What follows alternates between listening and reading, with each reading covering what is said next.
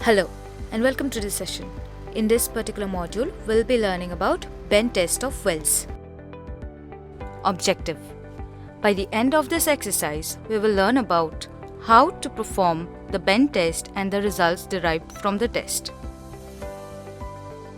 Introduction. To ensure the welded components perform satisfactorily, the quality has to be assessed by testing.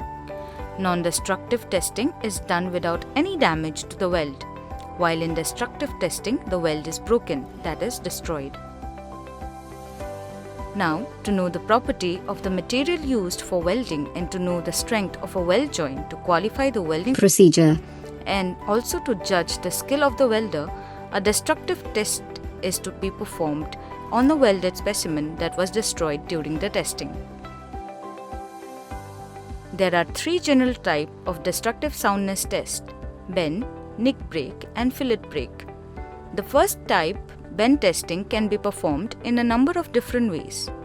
Bend specimen sample may be tested by guided bend fixture, wrap-around bend fixture machines, and free bend test on bench vise. Free bend test. It is an unlisted test method. They are used less often than guided bend test.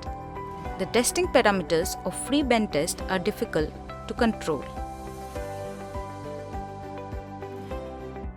The most common is the plunger and die type. The diameter of the plunger and die are fixed. Different plunger and die sets are required for different properties of elongation and each test thickness. A common mistake is to use the same plunger and die for all types of base metals thickness. All the bend specimens are evaluated in a similar manner. The excess material on the weld and the support will be taken off so that they are level with the surface. With any of this bend test, the specimen is bent so that one of the side surfaces become the convex surface. With any of this bend test, the specimen must be carefully prepared by grinding or machining. Regardless of the type used, the fixture or machine must be set up to provide the required radius on the specimen. The majority of side, face, and root bends on 10 mm thickness will be tested at a 18 mm radius.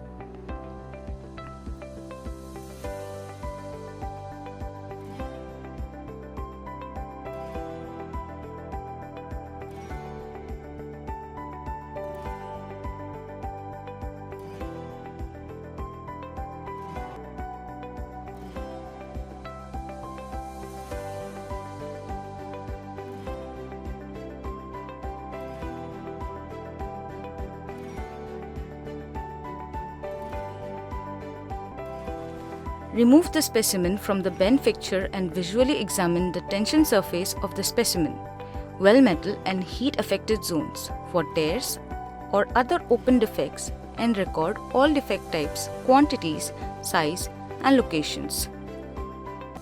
Applications. Many welding standards require bend test as part of the testing required to qualify welders and welding procedure specifications (WPSS) on groove or butt welds.